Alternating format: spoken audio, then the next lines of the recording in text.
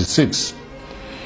I bring to you a message of truth and freedom, for it is only the truth that can set us free from the bondages of war and propaganda, which we confuse as history. My name is Colonel Emmanuel Nwobosi. I am 80 years old. It is time to be bold. I am too old to lie. I am not afraid to die. It is time to tell you why we had to try. I am the last of the original coup plotters of January 15, 1966, with Major Chukwuma Kaduna Nzogu. I knew Nzogu well. We went to school together. We trained together. We trained at Sandhurst Military Academy, UK. We lived together. Nzogu was our first head of military intelligence and uncovered terrible plans to wreak havoc across the country. We organized a group of progressive military officers to carry out a coup on 15 January 1966 to stop a jihad and bring sanity to Nigeria, steeped in nepotism, corruption, and mass murders. The government of Tafawa Balewa, controlled by the Premier of Northern Nigeria, Ahmadu Bello, were using us in the army to repress the Middle Belt and Western Nigeria. Houses and cars were burnt. Thousands were killed. There were 9 of us that planned the January 15th revolution. Majors Nzogu, Anuforo, Ifajuna, Ademoyega, Chukwuka, Okafor, Onwachukwu, and Obienu, and myself. However, 4 of us started it: Major Ifajuna and Major Ademoyega in the south, and Major Nzogu and myself in the north. We then united as a single revolution. I am the last of the 4 original revolutionaries. None published the complete truth. Only me, Colonel Emmanuel Nwobosi, is alive today to tell the final truth, so that the lies will not triumph forever. They used us to repress the Middle Belt and the Yorubas. When we saw genocide, we began to disobey orders and swore to stop them. For instance, Major Chris Anuforo refused to release mass murderers caught with weapons and was court-martialed. He was replaced by Major Hassan Katsina, a northern Muslim willing to act. I was in Abeokuta, but refused to repress Yorubas. Instead, I opened our barracks as a safe place for them to run to. They told many lies about the January 15 boys to justify their genocide, but it is those of us that planned the revolution that they should have killed, not the 3 million innocent Biafrans that knew nothing. For years, I kept quiet, blaming myself and wondering whether at 27 I was too radical, that my actions led to the death of millions.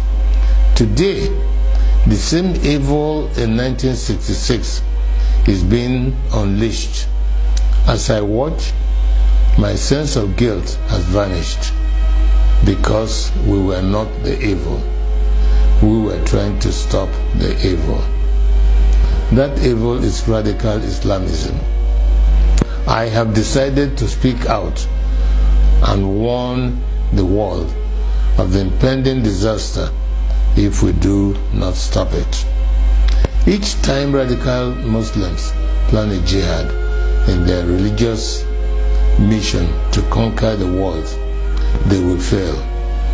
But in the attempt, thousands and even millions will die. That happened to us in Biafra.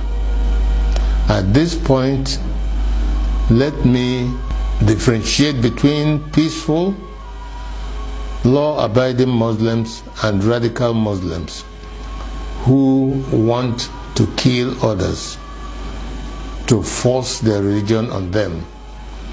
The problem is that wherever peaceful Muslims are, there are some radical Muslims amongst them.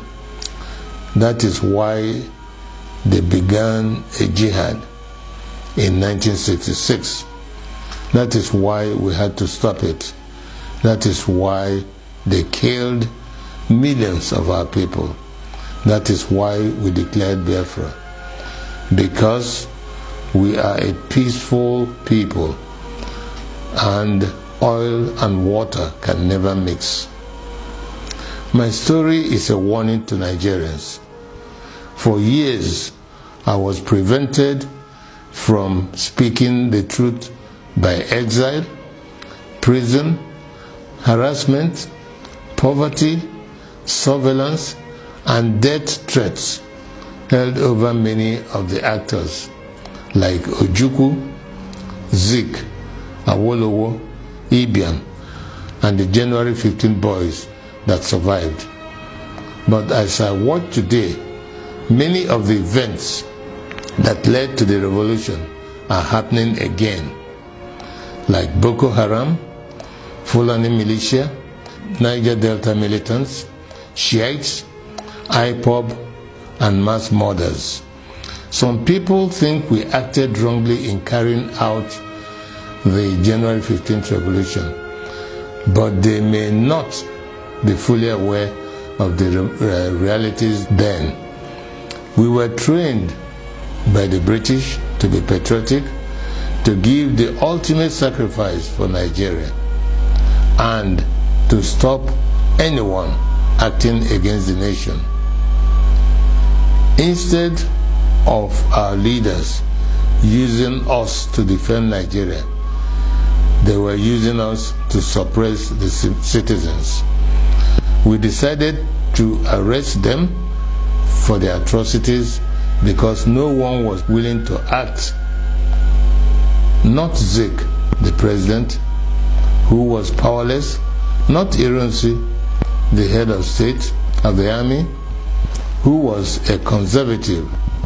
There were many reasons why we had to act.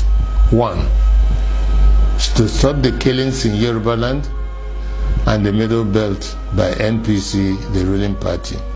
2, to stop the invasion of Yoruba land on 17 January 1966.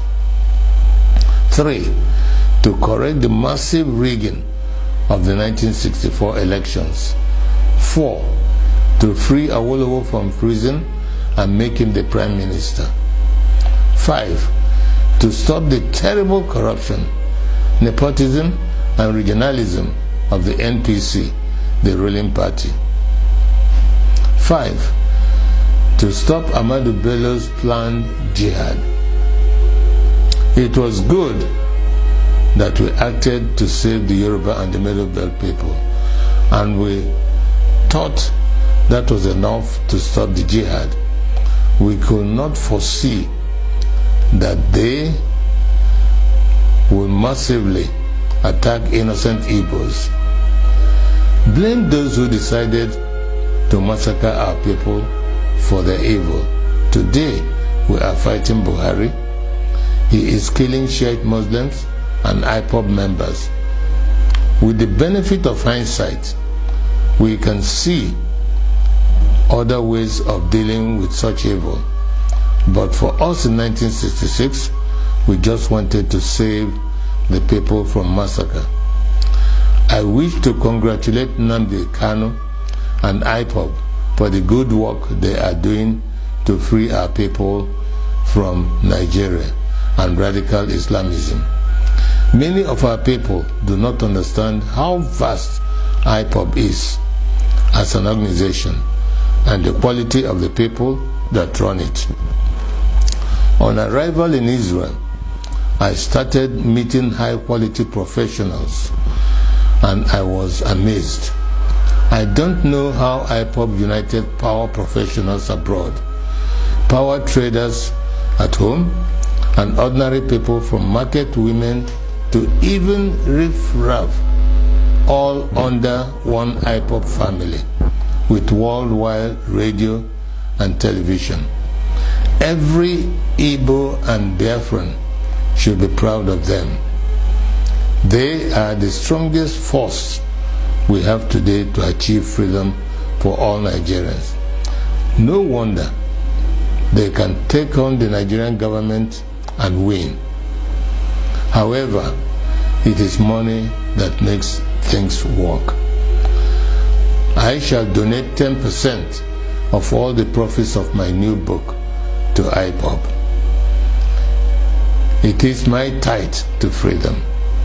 Tithing is God's tax to raise money for the government of the children of God. I urge you all to regularly do the same so we can have the resources to achieve our objectives. On this day of 15th January 2019, the anniversary of our revolution, I want to hand over to Nnamdi Kanu and IPOB the baton of the January 15 boys, to you to complete the revolution we started. I am Emmanuel Nwobosi, a chief and elder of the Nwobosi people. I bring to you the blessings of the ancients. I fought for Biafra. I was wounded for Biafra. I shall die for Biafra. He said,